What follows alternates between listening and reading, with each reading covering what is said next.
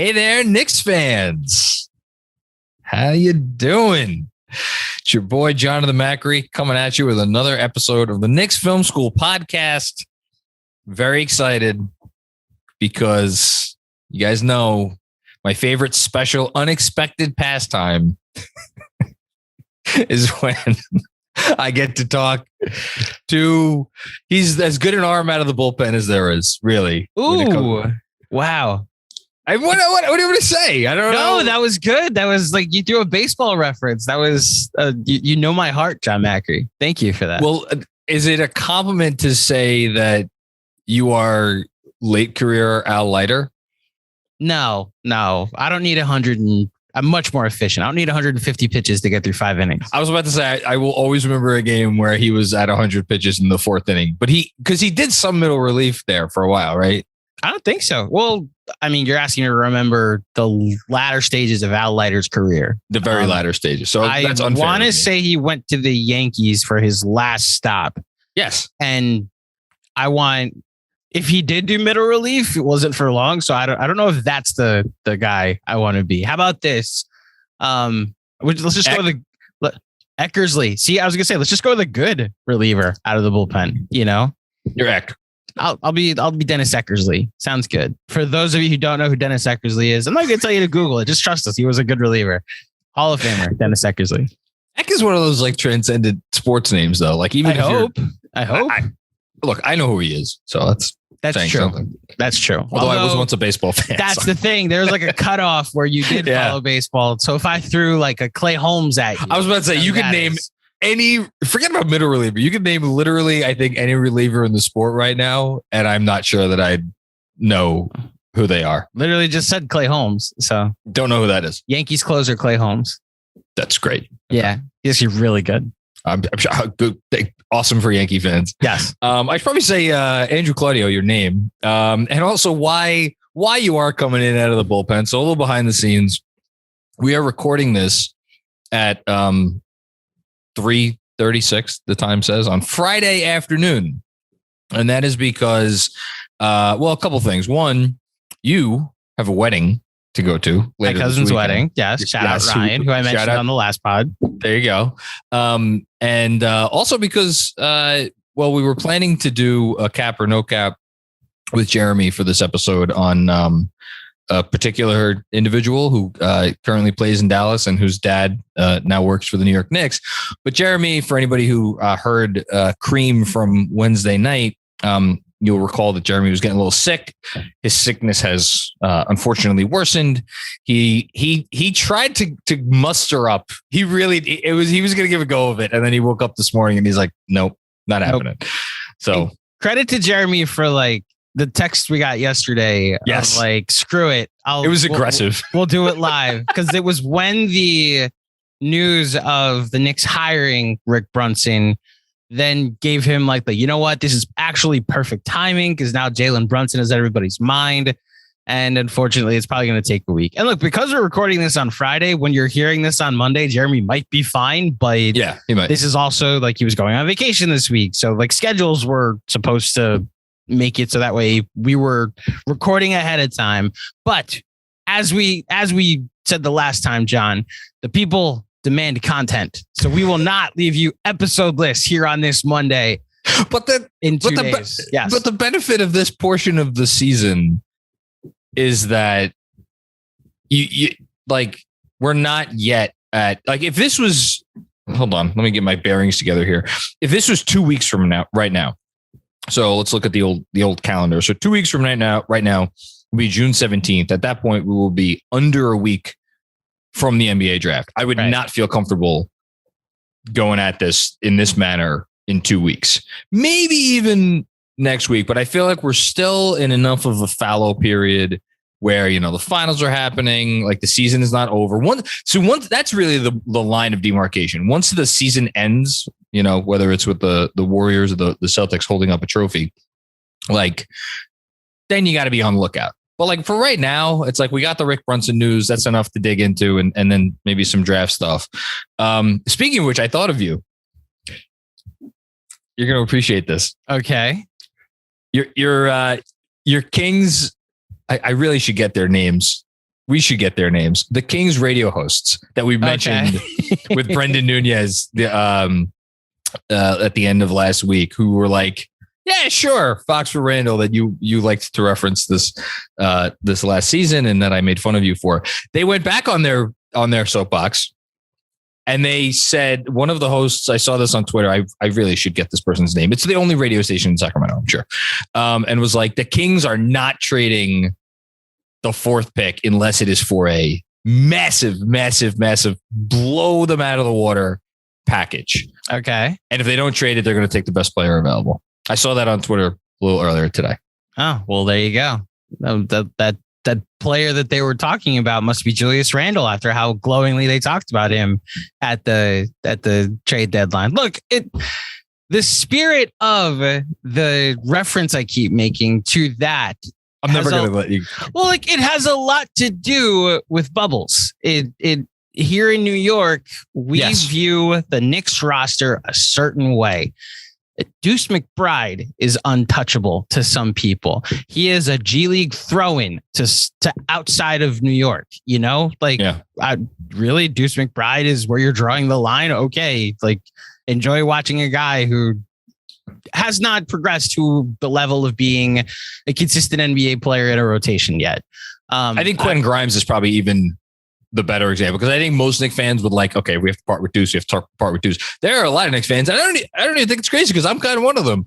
Like with Quentin Grimes, like, no, Quentin Grimes, he's the next Klay Thompson. And like, one, I think you being not as active on Twitter has led you to not see all the Deuce backup point guard projections that Knicks fans want. So I actually do think Deuce, because of his G League exploits, has earned him untouchable status. But like that, see, like this is the point though, is that outside of New York, they're looking at us being like, Quentin Grimes, really? 27th pick in the draft, Deuce McBride, second 100%. Round pick, G League All-Star. Like this is who you're talking about.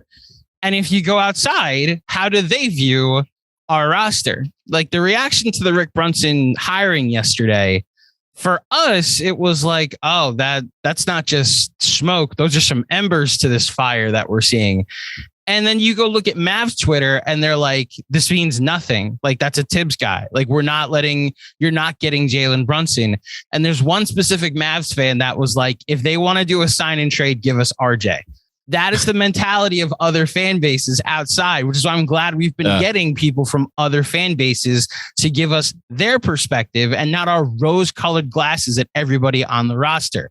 So that's the spirit in which I keep referencing that Kings radio show, is that while we look at Julius as this albatross that might end up being the worst contract the Knicks have ever signed, it's the new Allen Houston.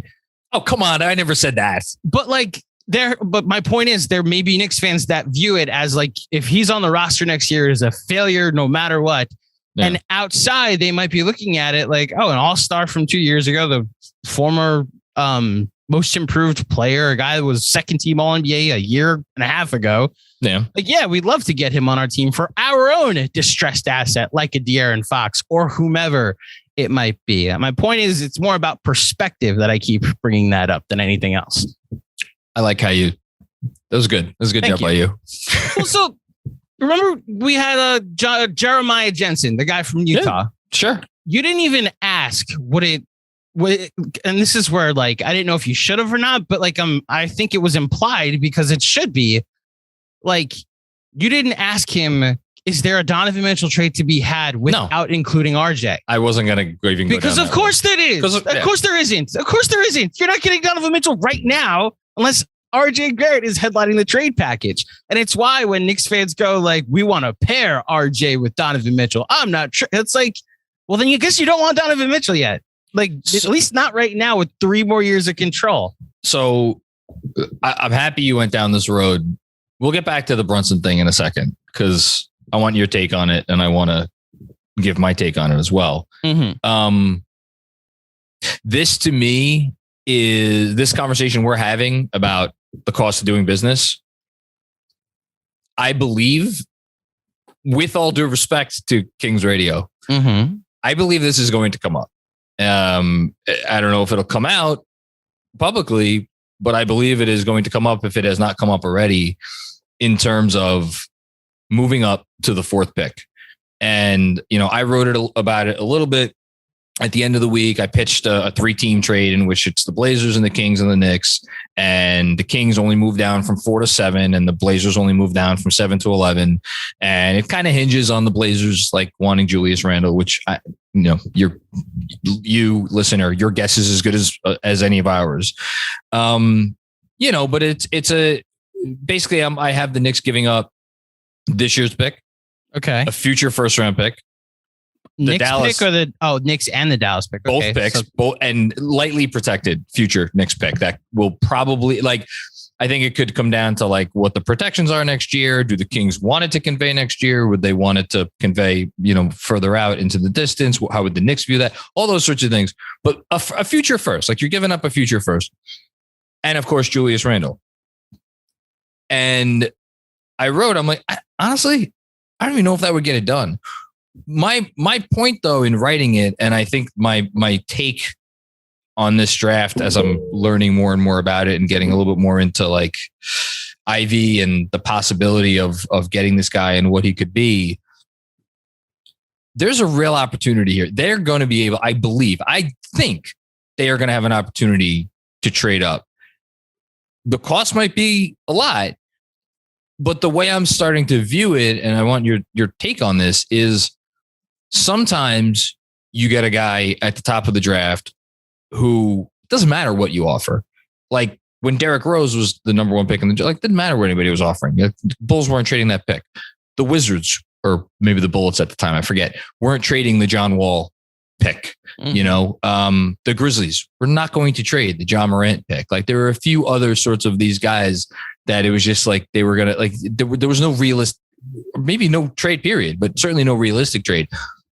I think this is a unique situation in that listen, again, Kings Radio could say whatever they want. This pick is going to be on the table. What's the cost going to be? We'll see.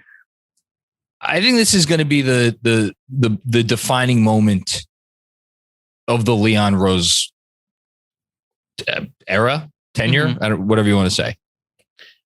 Wow. So it's funny.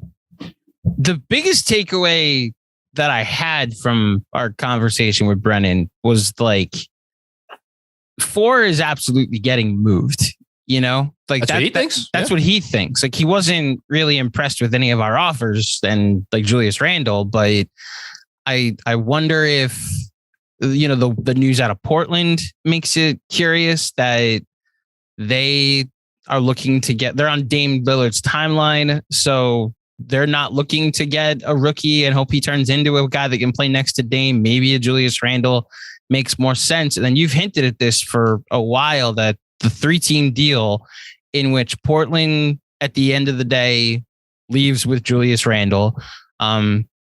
The Kings leave with 7 and the Knicks leave with 4. Yep. And then everything that fills in, like the salaries and there's ways to do the salary stuff that makes it, like the Knicks would take on Eric Bledsoe, for instance, which is key because I said, just pro tip to anyone on Twitter, you don't have to take my advice, but just a word of gentle reminder. The Kings, or rather the Blazers, are not going to operate as an under the cap team. I'm seeing a lot of fake trades being tossed around where it's like, oh, we just trade them into the Blazers cap space. Yes, the Blazers can operate as a team. got $40 or $50 million under the cap. They're not going to do that. Right. We don't need to get into exactly why, but they lose a mammoth trade exception, lose the mid-level exception. They lose the bird rights to Nurkic and some other guy. Neither here nor there. The point is, I think there's a way to do it and have the Blazers keep their big trade exception, which would be enough to trade for whether it's Jeremy Grant or another player making almost $20 million. So I think there is a world where this could really be appealing to them if they don't think Julius Randle is a steaming pile of what. Which, we may or may not be in talks with a Blazers guy to come on and give us his perspective on what. This is where I keep talking about perspective. But I don't know what the rest of the league might think, or at least another market might think of Julius Randle from the outside looking in. I know how we think, and it's why, look, I'll just go on record. If there's a play to get up to 4 here, that the Knicks don't have to give up too many of their young assets. Like I might even part with one or two that I don't personally consider untouchable, but like fourth pick, you guys talked about it when you did the draft cap or no cap a couple weeks ago. It's really not common to trade into the top four from outside of the top four. And when it happens, it usually requires like some kind of massive haul or some key player to be going back in that type of deal. So let's just go back a second. Mm-hmm. Because this really all does hinge on Randle, because if they cannot include Randle in this sort of trade that I have in my mind, let's just say for argument's sake, the Blazers like, yeah, go so crazy someplace else. We're all stocked up here. And then they have to do the trade without Randle. Well, then you're talking about, okay, it's not enough to give 11. Forget about the 11 and the Dallas pick. That's not getting you anywhere. It's not enough to give 11 and a future first that with almost no protection. Do you know how I know that? Because how many years ago was Luka Trae Young? It was 4 years ago? Yeah. 2018. Okay. So that was to move up from 5 to 3. And by the way, the player you're getting at 5 in Trae Young was like, you knew what he was going to be something. Like, we didn't know exactly what he was going to be. You knew he was going to be something good. And that required a future first to move up 2 spots. Knicks are trying to move up from 11 to 4. Yeah. So next year's first, I don't know, top 1 protected, something like that. I don't even think that gets it done. So then you're talking about, okay, so are we talking like Penny Hardaway, Chris Webber? My God, I'm old. I just realized that like half of our listeners probably don't even know who. I referenced it on a pod a couple weeks ago. Did you? Okay. Yeah. So for reference, once upon a time, back in 1993, when I was 10 years old, my Lord, the Golden State Warriors really, really, really wanted Chris Webber and traded the number 3 pick to move up to 1, along with not 1, not 2, but 3 future first round picks to do it. Now, it would not take that. But if you told me 11 and 2 future firsts, okay, maybe and the Dallas pick? I don't. Because then that is your deal. It's 11 and 3 firsts to get up to 4. And then I gotta be honest, does that do it? Depending on the protections, I think then you're in range. Put that thought aside for a second. Mm-hmm. 11 and RJ. Now, every Knicks fan's going to hear that and they're going to throw their headphones out onto the street. I'm just like, that's the ask. That's the ask. And it's like, it's not a crazy ask. I actually don't think it's that crazy ask either, which is why when I was going through in my head of like, who are the young guys that I'd be willing to throw into a deal so that way you're not mortgaging all of your draft capital for the next few years. Does quickly get it done. We're going to get done. I don't think, first of all, I don't think they're going to trade RJ. And second of all, I wouldn't do that trade. I want to be very clear about that. Would you do that trade? Neither would I. Okay. No. I don't want to trade RJ, regardless of his issues. I don't want to trade RJ. Don't trade the face of the franchise. How about that? There's a friendly tip. Now, 11 quickly and a future first and the Dallas pick. I don't think that gets it done.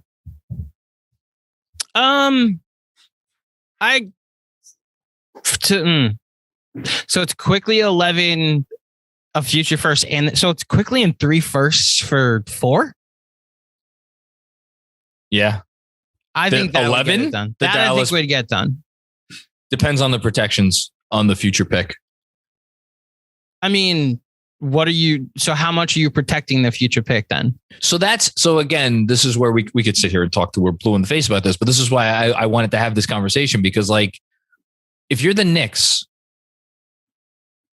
do you want that? If let's just say you believe, again, this is all predicated on the Knicks looking at Jaden Ivey and be like, we think the playmaking is coming, and by the way, we buy the shooting. Like those couple of off the dribble jumpers, the couple of step backs, the couple of pull ups, the spot up numbers, we buy all of it. We buy the work ethic, we buy the whole thing. We think he's going to be fine on defense. We're not worried about the 3.5 assists per 36 minutes. Like it's going to get there. And you think you're getting whatever. I don't want to say Ja Morant because Ja Morant averaged 10 assists a game his sophomore year in college. So that's just not fair. But like you're getting a future All NBA guy. Like if you believe that, right? You also are going to invest major minutes in this guy next year, which means you're probably going to play him a lot. And whether he's point guard or not, like this is the Immanuel Quickley discussion. I don't care. He's going to handle the ball a lot for you. And you're probably going to be really bad because of that. You might be one of the 2 or 3 worst teams in the league because of that. Now, that's a whole separate issue. And it's an organizational like thing. Like, do they want to go down that road? How much do they want to insulate him? Are they playing him 35 minutes a game? Are they playing him 17 minutes? Like, I don't think they play him 17 minutes a game, but like you get it. Like there's different. You give me a look. You don't think Tom Thibodeau would play a rookie 17 minutes, John? I think if they traded the haul that it would take to get up to 4, I'd be pretty shocked if they didn't give him major minutes. This is where you hope that the front office and the coach are in agreement that this is your starting 2 guard next year. Yes, probably. Yeah. You know what? He probably would be your starting 2 guard. And I don't know what that means for who you're starting a point guard. Like, I don't know. Maybe they still go try to trade for or sign Brunson, whatever. But that's the thing. I'm operating under the idea that trading for Jaden Ivey or Jaden Ivey's pick does not take you out of the Brunson sweepstakes. And then there's your starting backcourt next year. I would think this would be their. Well, let's say Brunson because I want to talk about Brunson separately. Okay. Because I do think all this ties together. But like my point is, if you do this, I think you're not going to be good next year. And do you then want to try to protect that pick such that you can still maneuver into a tank if you feel like you need to? For instance, do you make that pick like protect? This is something I pitched in the newsletter. Do you protect it for selections like 1 through 6 or 1 through 5? But then also like, the Kings would want to guard against you being surprisingly good. So like the pick won't convey if it's like worse than 14 or something like that. Do you do that? And then maybe the pick is like top 1 protected the next year. And then, that's it.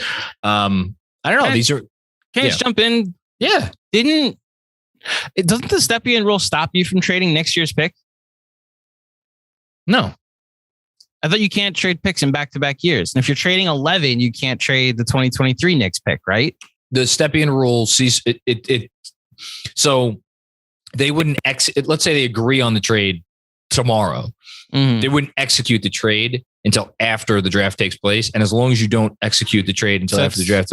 Technically the first pick. Yes. So the Knicks are technically not trading 11. They're trading the player that they got with the 11th pick for Jaden Ivey. Or even if you trade the rights to the 11th pick, it doesn't matter. The clock starts. It doesn't so then trigger technically 2023 could start it. All right.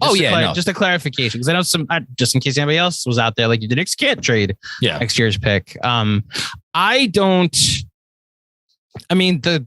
Mavericks pick was top 5 protected that they traded. So it was not top 5 protected. That's a good call. So it's not unprecedented for the Knicks to trade up and have it top 5 protected. So if you are that bad and you get into the top 5, and this all goes back to, and you hinted at it. If they're sold on Jaden Ivey and he's going to be better than any of these young players on the Knicks that think will become young stars. Why do you hate Deuce McBride? I hate all of them. I hope they get traded. If you believe in Jaden Ivey, and more specifically, if they believe in Jaden Ivey, there shouldn't be a caveat on unless, because the difference between the NFL draft and the NBA draft is like one guy can change everything. It's different. And this, like we talked about this, I think this comes up a lot when we're in off-season talk and people are like, what will it take? Just trade 11 and another for 2 because they'll want 2 first-round picks. Yeah. And it's like, no, in the NFL draft, that works because you'd like 2 first-round picks to fill up your roster with young, controllable talent. And in the NBA, it's like, we'd actually rather just have the guy at 2. If the Thunder called up tomorrow and said, we'll trade you 2 and 17 first round picks to 1. If the Magic are sold on 1, they're like, no, we're good. We'll take the number 1 pick in the draft, especially if it's a guy like, Jabari it depends. Smith or Chet Holmgren. I think it depends on who. Like, listen, there's like Shaq and Duncan and I'm trying to think who else I would put. Well, Cade was like that last year. I don't think Cade quite. I mean, this is a good Patreon episode for us to do one day this summer during a slow summer day. Is like tiering the untraded. Like LeBron is 1. Mm-hmm. LeBron's 1. Although Shaq, I think is up there too. But that is the tier though. Like Anthony Shaq, Davis, LeBron, and Duncan, part of that. Yeah, Shaq, LeBron, and Duncan. That's its own tier, and everybody else is somewhere below those 3 for the last 30 years. And then Ralph Sampson was the number 1 pick in the draft. Ralph Sampson would definitely go in the next tier. I'll say that. I'm aware. I don't have COVID not anymore. I'm thinking clearly now. Anyway, thank you everybody for letting me live that down so successfully. I appreciate everybody for letting you live that down. No, but I mean, look, you're to just play devil's advocate to what you just said. It's like, if you think he's the guy, it doesn't matter. You give up whatever you need to get up. Well, what if you're wrong? Like that is, it's a risky take. Yes, but that's why it has to be, is this oh my God, this stupid movie that you like, Draft Day? Vontae Mack, no matter what, baby. Is that the post-it? That's the guy on Worldwide West. Vontae Mack, no matter. Yes, Jaden Ivey, no matter what he has. I don't know how they feel. I mean, ultimately, I think the one player we haven't brought up in terms of the young players and like that would actually get you, like there are only 3 young players who are in this conversation. It's RJ, it's Quickly, and it's Obi. And which is why I said before, you can't disassociate this trade talk from the Julius Randle conversation, because on one hand, you would love, I really genuinely do think the Knicks would love to parlay Randle into some sort of trade here, because then at that point, it's like you're less concerned with, well, are we selling low on him or this, that, or the, no, you're getting the 4th pick in the draft and you are utilizing Julius Randle to get you the 4th pick in the draft. Okay. If you can't do that and you basically and at that point you're sitting here and you're like, well, no one wants this guy, so he's going to be back. Great. That means what for Obi Toppin for in year 3? And then that's staring you in the face. And then you turn around and be like, well, the Kings kind of do have a hole at the 4. Maybe they like Obi Toppin. And whoever they could get at 11. Then you're talking 11, Obi, and a future first. Then that's an interest. And maybe the Dallas pick goes to Portland for something. I don't know. I can hear the Twitter reaction and the YouTube comments coming. We are not endorsing any of this. We are saying this is the way you have to think about how to get to 4. Yeah. And this is the cost of doing business. And if your response is Jaden Ivey isn't worth it, he can't, he's a shooting guard who can't shoot right now. That's fine. If that's your view, that's your view. But I think the reason I wanted to do this and have this conversation is because, and again, this is going to lead right into the Jalen Brunson conversation. I truly believe, one, they are at a pivot point organizationally where they can lean into these kids or go not fully lean into these kids, whatever that may be. And like, again, I can't emphasize this enough. You do not usually get a chance to trade up for a guy who can do the things physically that Jaden Ivey can do. And whether you think, well, you know what, that's fool's gold just because he could, run really fast and jump really high, that's not a reason you mortgage so much to draft him. Okay, again, that's your view. It's a conversation I think is worth having. That's all. I agree. And while I would there is no future where I don't want RJ Barrett, Emmanuel Quickly, and Obi Toppin on the roster next year. Those are my 3 untradables. They're the right 3. If you're telling me that, and look, we're never going to be told by Leon Rose that I tried to trade Julius, no one wants him. If we hypothesized that they tried to go and trade Julius and it didn't work, but they did pull off a trade to get to 4 for Obi.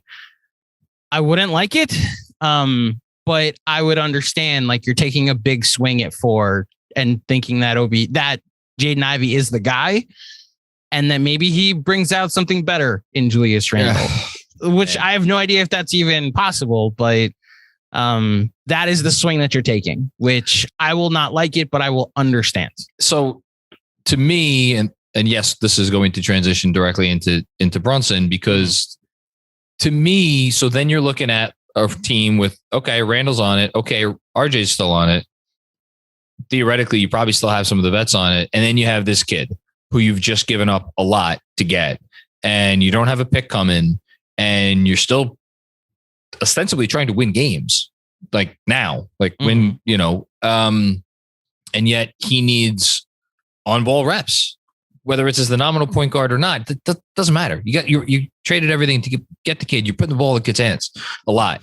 What does that look like? Like, what are you doing as an organization? Are you just then basically kicking the can down the road on Randle and waiting for the point where hopefully his stock increases and you could move him for what exactly? It just opens up a whole host of questions, which is why I am going to disagree with your statement about getting Ivy and Brunson. I think this is an either or thing. It's an either or. Okay.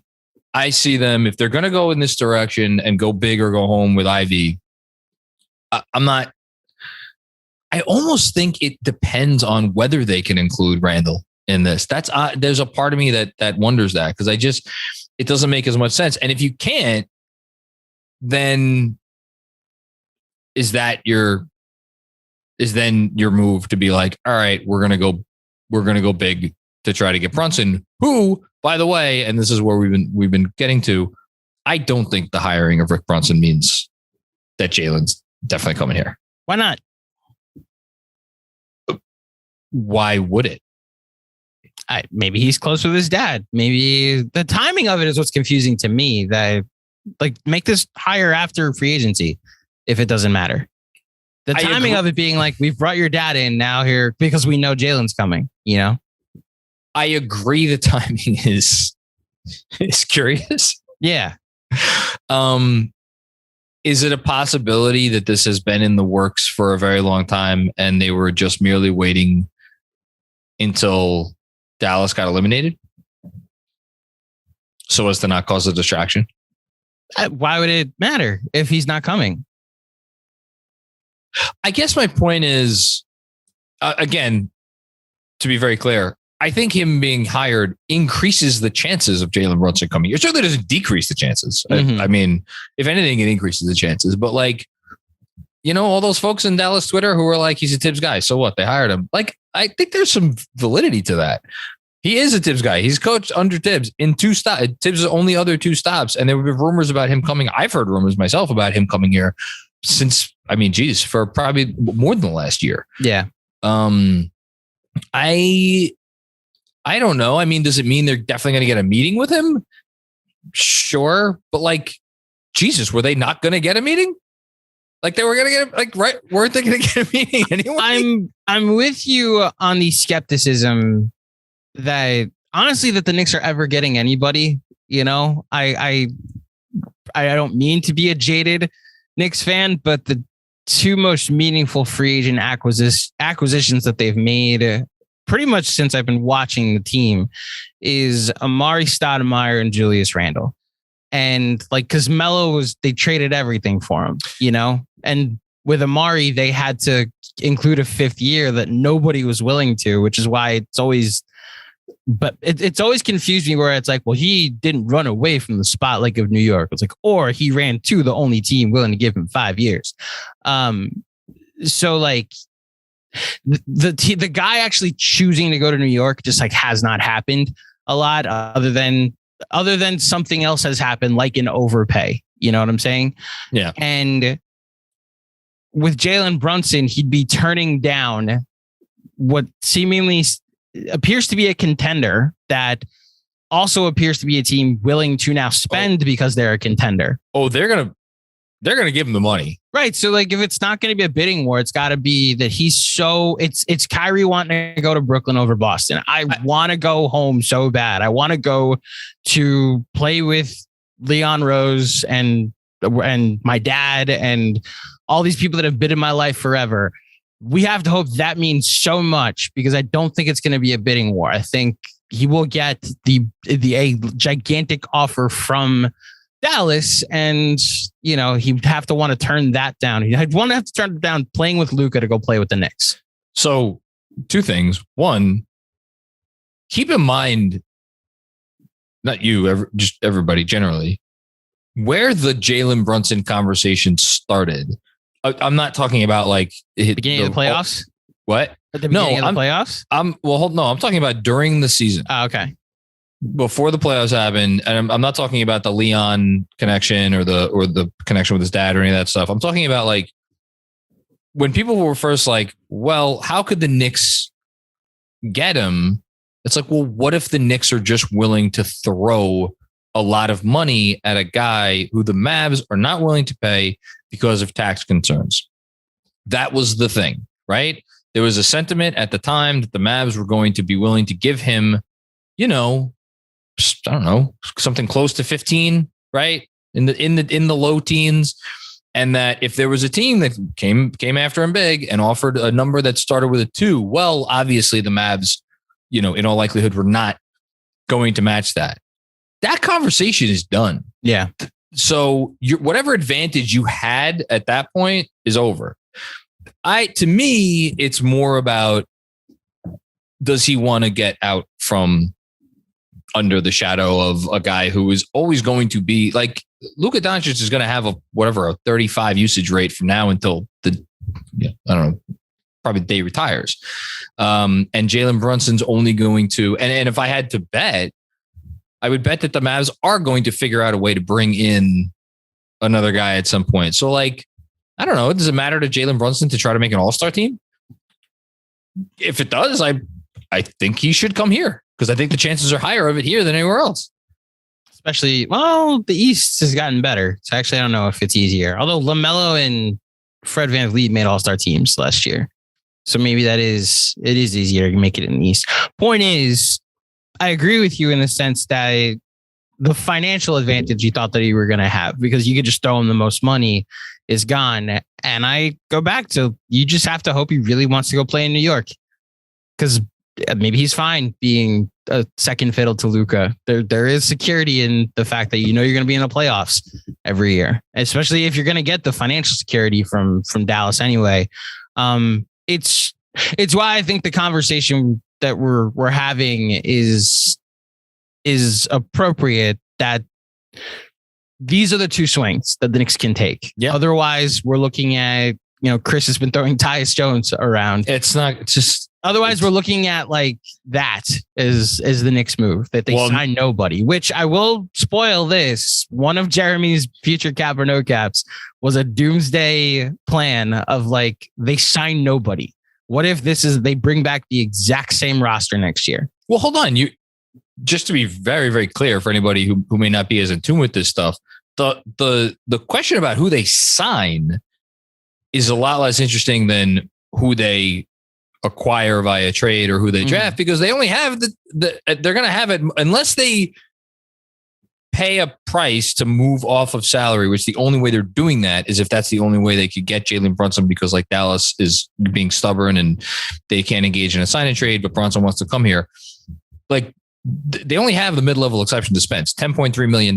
And like, you're not only is there not going to be anybody really great for that amount of money, but like what? So then you also have to move off of salary to accommodate that person in a rotation where too many guys need to play as it is. It's like, there really isn't a lot here to think about actually happening, which is why I do think the conversation is A, can they trade up?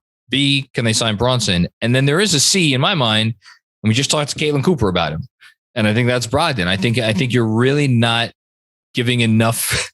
If a look, I don't think you're giving enough credence to the possibility that if they strike out on those first two, they're going to look at Brogdon as like, all right, fine. it's a backup plan. It's a backup plan.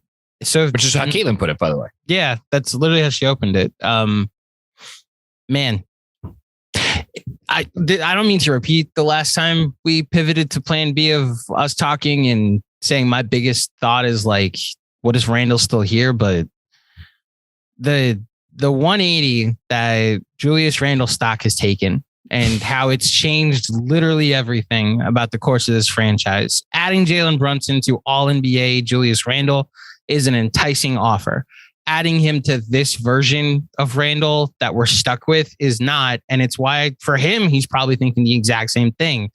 Like if I'm going to play next to a guy that's ball dominant, he might as well be Luka Doncic, not Julius Randle. And it's what changes everything. Because maybe he also doesn't want to go to a team that just traded Julius Randle, and the timeline is different because now he's next to a bunch of younger players that, you know, aren't expecting to contend for a while. Yeah, no, I wonder if the Ivy talk makes. Okay, so I'll ask you, of the two options that we've talked about, which would you like to see more than the other? Oh my God, Ivy, yeah, especially if it means getting off Randle. Do either of these? How about this? Do either of these things happen without getting Randle off? Can they get to 4 realistically? Like, obviously, yes, trade. They could say, here's RJ for the 4th pick and RJ in 11 and then for the 4th pick. But I don't think that's happening. I don't think realistically. I don't think that they're trading. I don't think that they're getting 4 in a deal that doesn't include Julius Randle. So I'll be very clear about that. See, but here's this. Here's the thing about Brunson. Mm-hmm. He's not a great fit with the roster if you're bringing back Julius Randle and RJ Barrett. And that's because Jalen, and we talked about this a little bit, and I'll mention it again. I won't belabor the point, but like Jalen Brunson doesn't want to shoot threes.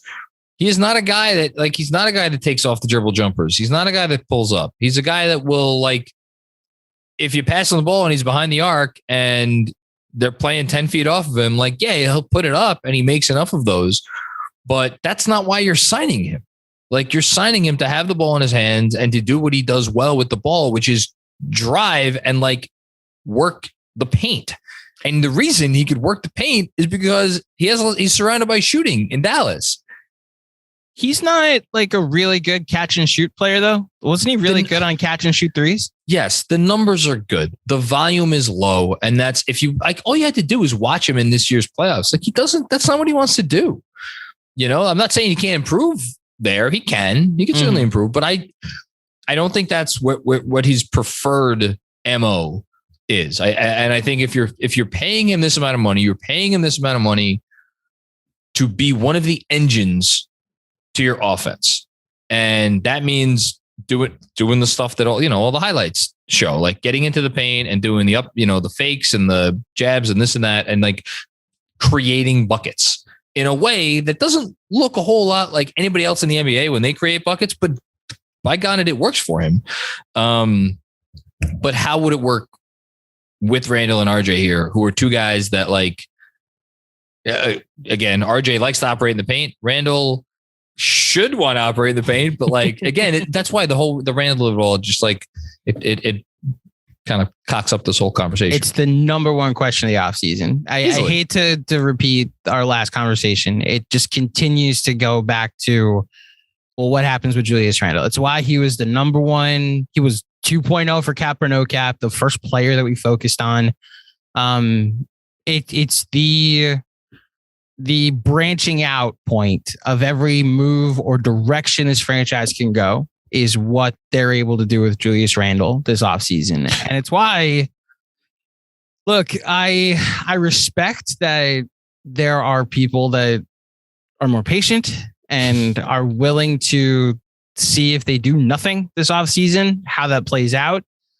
It's also why I think Leon Rose watching the first 2 years here and seeing like, oh, we couldn't even get Fred VanVleet to come here. We couldn't even get Gordon Hayward to come here. You know, I have no idea how far they got with talks with DeMar DeRozan, but like we couldn't get DeMar DeRozan to come here. Maybe they didn't want him. So like as a result, if they can't get his godson to come here and they're like, okay, we're gonna just explore the draft instead, because that's the other part. They're not waiting 3 weeks to decide to then talk to Jalen Brunson. He was at a CAA function a couple weeks ago. They have had a conversation. They know what their chances are right now. They know what's up. So through tampering, if they're trading up to 4 and they're like going all in on the draft, it's because I think they've realized that free agency is just not their best path to getting better. And you know what? We're watching an NBA Finals where Jordan Poole and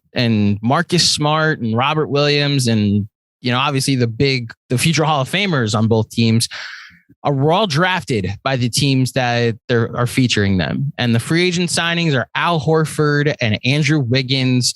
And Wiggins was trade.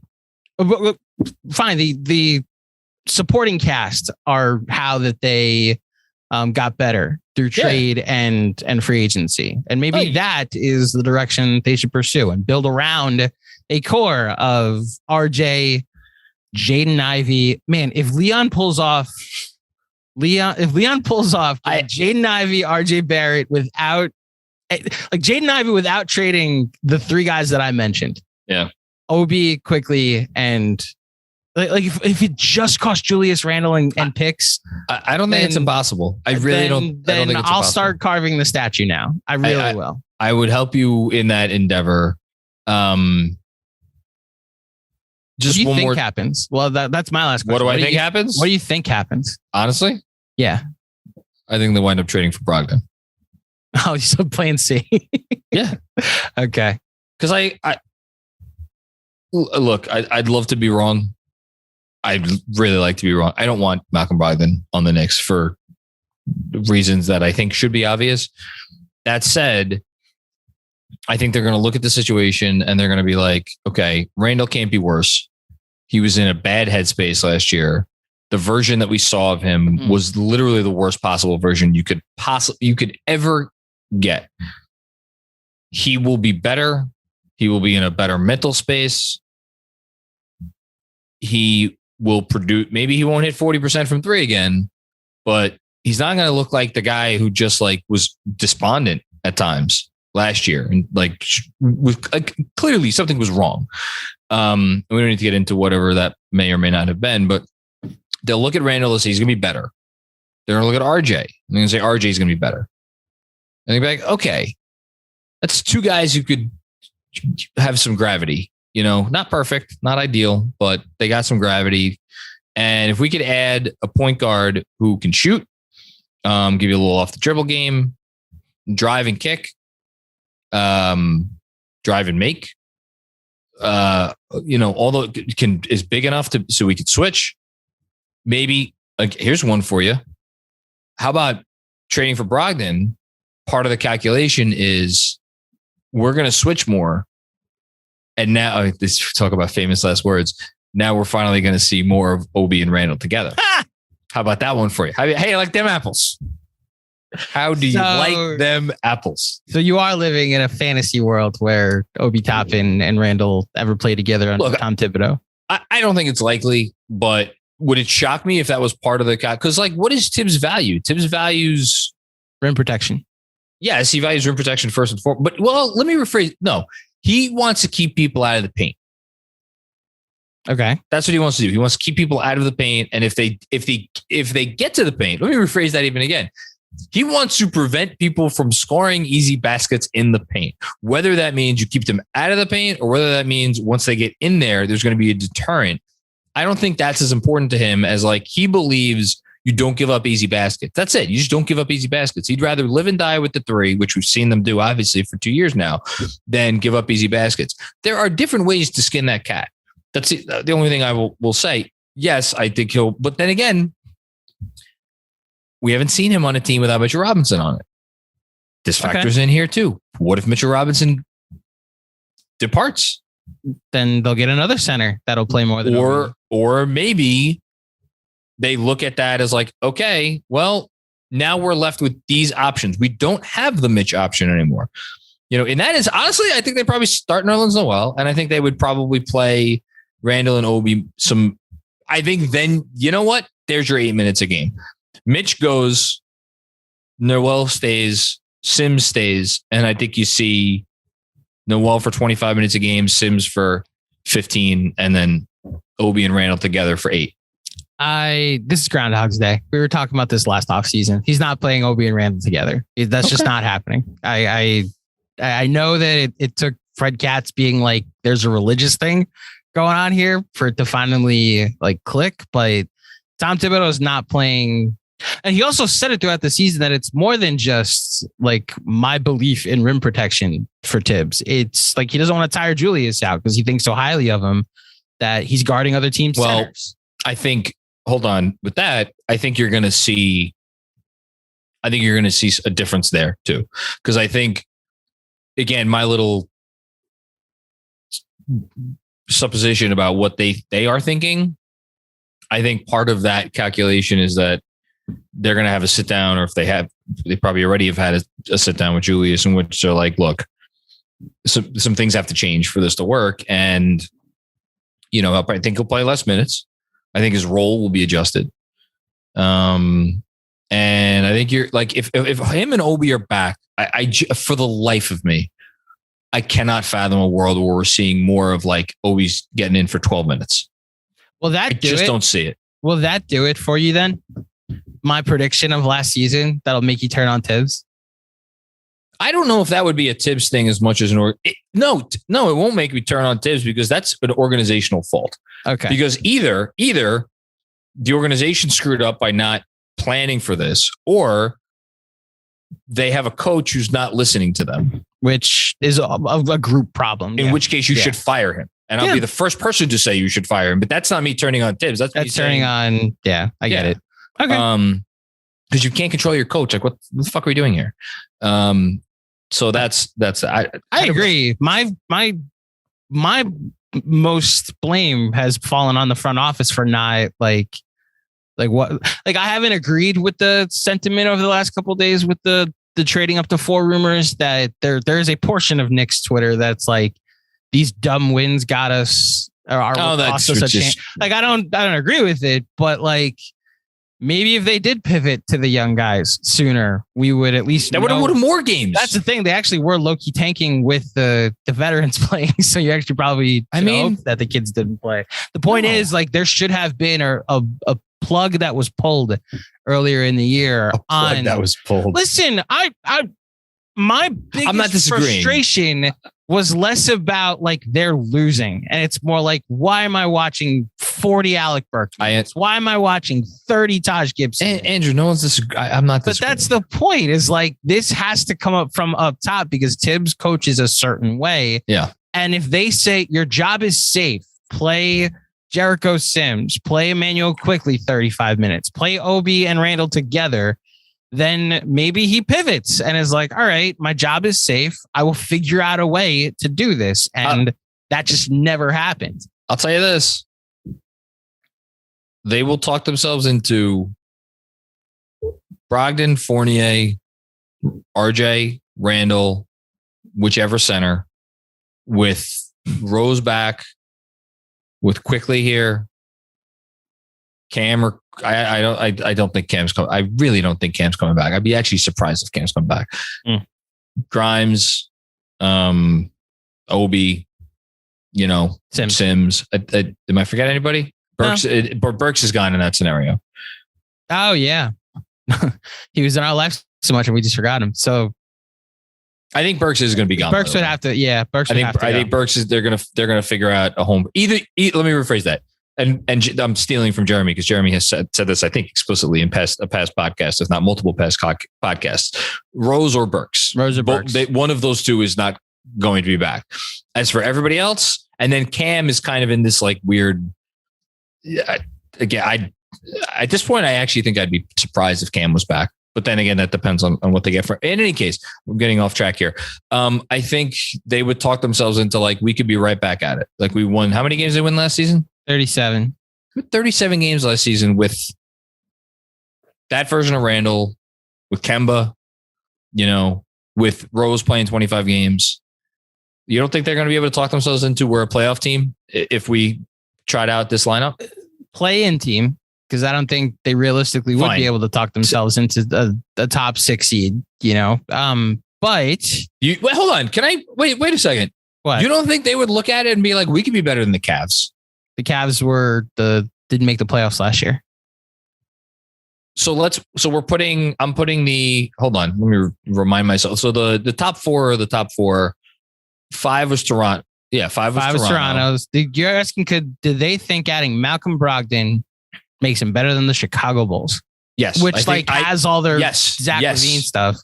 I think they will talk themselves into we could be better than the Bulls. By the way, depending on what you look at, they were better than the Bulls this year.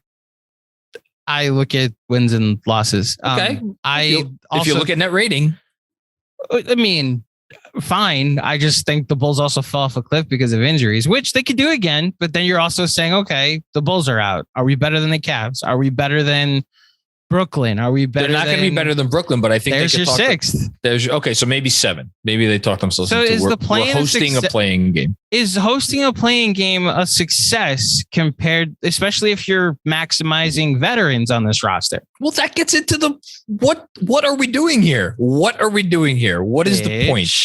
Is why I think all of this comes full circle to the Julius Randle conversation, because I think we have maxed out. If Julius is never going to return to the bubble year version of himself, I think we've maxed out the version of him on this team and how good we could be. And it's a 4 seed and 1 playoff win while everybody else in the conference is figuring their shit out.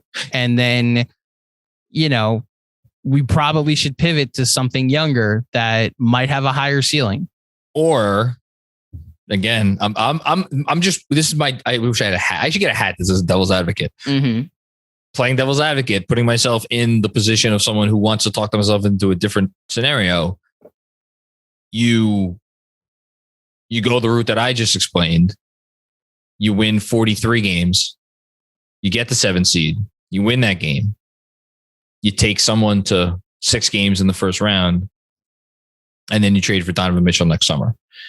You swap Brogdon and however many picks it takes. Brogdon, a young player, picks. Do you think Malcolm Brogdon added to this team makes him a 7 seed? I think they could talk themselves into it. Okay, so this is the difference between what we think would happen and what they are thinking. Again, okay, that's the difference. Okay, we should have a recording where it's just you push the button, or a device where you push the button and it says it all comes down to Randle. It's another conversation. It all comes down to Randle. If you get a version of Randle that is slightly closer, like 51% towards what we saw 2 years ago, as opposed to closer to what we saw last year. Like if he is literally 1 tick above the median in the direction of 8th place MVP, and they add Brogdon, and Brogdon plays like 60 games, and like Rose plays 60 games, and like RJ takes, yeah, they could be a 7 seed. Why not? And this is where I hope that they're a little more realistic to what Julius Randle has been his whole career. And it's tough because like Julius's former agent runs a team. But it's where I'd hope that they look at him and say, it's where I actually do hope they pursue all paths to get to the 4 pick. Then if that's the ceiling we're looking at next year, that it's 43 wins and winning a game against Chicago, like, 'cause that's I think what it's going to take is that they're playing Chicago in the play-in, or they're playing Cleveland, Cavs, or they're playing Charlotte, Atlanta, or they're playing Atlanta. Yeah, like Detroit's going to be better. Detroit is going to be better. The East, I mean, I know we said it all year. Say it again for next year, even louder. East is going to be good. Very good. Yes. So yeah, I just as a fan now, not the what we think the front office will do. I think if just as a fan, I get much more excited watching a group of kids overachieve than like this group of veterans max out as a 7 seed, because that is actually the no man's land that we've been referring to. Even if they think that it'll lead to Donovan Mitchell next year, you know, I would guess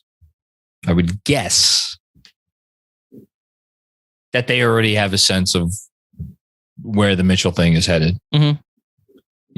and I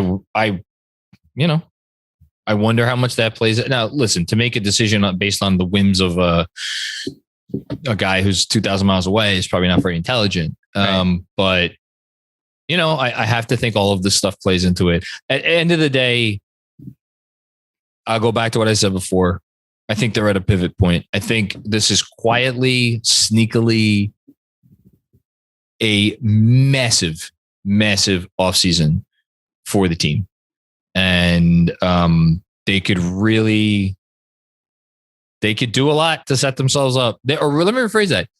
I think what they do this offseason will determine how the next 5 years are going to go, one way or another. Do you think there's anything they could do this offseason that could go so wrong that this is their last offseason? You mean under Leon Rose? Yeah. Oh yeah, sure. They fucking trade for what wakes up Dolan, I guess is the question. If they trade this, because I don't actually, I don't know. I was about to say, I think they'll trade 11 to get Brogdon. I'm trying to think if there's a world where they would get Brogdon and not trade away 11. I don't see it. I just don't see them trading him for the Dallas pick and salary. I don't see it because it's not good salary, whether it's Fournier or, Nerlens and Burks. It's not salary Indiana wants. Mm-hmm. So they're going to do that for the 27th pick in the draft. I don't see it. So I think it would be 11. So yeah, if Brogdon comes here and he gets hurt and Julius comes back and he stinks again, and it's sure, they could be bad again, and they could, and again, I'll ask this, as much as I just talked about, there's a world where you could talk yourself into them being a 7 seed. What teams would you swear on your life are going to be worse than the Knicks next year? Maybe not swear on your life, but Orlando, yes. Indiana. Indiana. Yeah, sure. That's fine. Orlando, Indiana. In the East, just in the East. Yeah. That's all I'm looking at. You're not saying Washington. I'm not, because what if Bradley Beal comes back? Not saying Charlotte. I'm not saying Charlotte. So, I mean, basically we're talking about Detroit. I'm not 100%. If Cade, they showed me something the last 25 games. And I think they showed everybody that, there's a thing here. And then now you're adding a top 5 pick to it. And you might be adding Jalen Brunson too. Do not sleep on. Part. Yeah. And, by the way, guess where Mitchell Robinson might be playing? Yeah. If they had Mitch and Jalen Brunson, then. Well, I don't think they're adding both, but yeah. Yeah. Two teams. Two teams. Yeah. That I'd swear on my life would be, Yeah. And if you want to extend it to the West, I don't know what the hell the Thunder, are they tanking again? Probably. It seems like that's the way that's going to go. Okay. Hit the button. All of my estimations on how good the Knicks are going to be next year are how good Julius Randle is and what team he's playing for. It's that this is going to be the theme every time we do these Plan B podcasts, John. Yeah. What happens with Julius Randle? Yeah. Last time, I think I was a little more preparing myself for if he's here or not. Now you're looking at the other avenues that they could pursue. All have they all depend, and they're all a caveat to as long as they can move off Julius Randle. Listen, we did this justice. This is why I wanted to have this conversation, and why I'm upset Jeremy's sick, but why I don't mind that we took a week to do this, because all of this has been swirling around for the last month. And I think before we get into the weeds, and we are about to get into the weeds because the weeds are coming. The weeds are 2.5 weeks away. That's the draft, right? Yeah. I'll end it with this and say, there is, and again, this is me saying this, who dislikes Julius Randle, I think more than anybody. Mm-hmm. There is a world where we look back on what they do, and I guess really what they don't do this summer. If they don't trade Randle, and we look back on it, and maybe the best thing they ever did. Maybe his value is at its lowest right now, and maybe he's going to come back and he's going to show like it was a 1 year dip, and he's maybe not the guy that he was, but he's closer to that than he was whatever he was last season. You do need that hat, the devil's advocate hat. You just devil's advocate. What if Julius Randle's good next year? Listen, it's in play that they could also he could come back and be better than all NBA Julius. It could happen. As the kid in Angels in the Outfield said. I don't think he will be better. Can't be worse than that. He can't that I believe. That I truly believe. He cannot be worse than he was last season. And honestly, there's a part of me that actually believes I don't know if he could even be as bad again. Because there was something wrong with I don't know, phrase it this way. There was something wrong with him last year. Something happened. Yeah. We'll never know, or we won't find out until he's not on the team anymore. But probably something happened. And we're not going to get. We both heard enough, offline, and like the notion that was all about basketball. As Fred Katz said on this pod months and months ago, if a guy's struggling this much, it ain't about basketball. Yeah. Yeah. So we'll see what happens. Andrew, this was fun. I'm glad. I know these go against my credence of let's try to organize the chaos, but no. Sometimes it's fun to shoot the shit and be a little chaotic sometimes, I guess. Oh, you didn't answer the question. A multiple choice. Knicks are starting next year. A, Jaden Ivey, B, Jalen Brunson, C, Malcolm Brogdon, or D, none of the above. Russell Westbrook. No, I'm playing. I think kill me now. I know. I'll say D, none of the above, and say Derrick Rose is a starting point guard next year, and his fan base will lose their mind because they didn't do anything. Now, as far as what I want, that's the pessimistic Knicks fan in me. As far as what I want, give me Jaden Ivey, give me the route that they were able to get Jaden Ivey for Randle.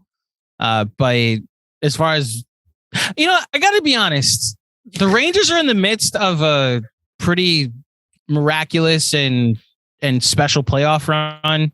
The Mets are like running away with their division and look like a pretty competent baseball team. The Jets had a pretty great NFL draft. Maybe I should be a little more optimistic about my teams now, because good things are allowed to happen. They are allowed to happen. So you know what? Jaden Ivey, that's what I think will happen. Jaden Ivey will be a New York Knick next year, and Julius Randle won't be. And they'll surprise people like Memphis did Ja's rookie year, and they'll win 41 games and be the 9 seed.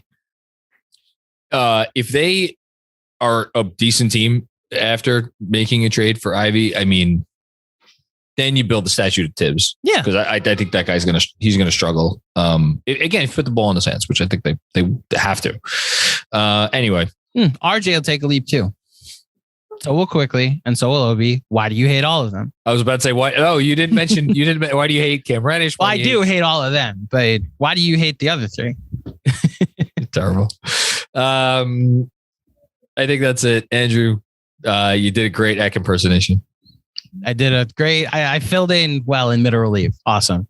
You went like 5 innings. I did. Yes. This was like Bumgarner in the 2014 World Series. A reference that if you got that, you are really a baseball fan. I'm talking about John and to the people watching right now. I will reference the only thing that comes to my mind when I think of the most special long relief appearance of all time, which is Mariano in the 2003 ALCS when I think he went.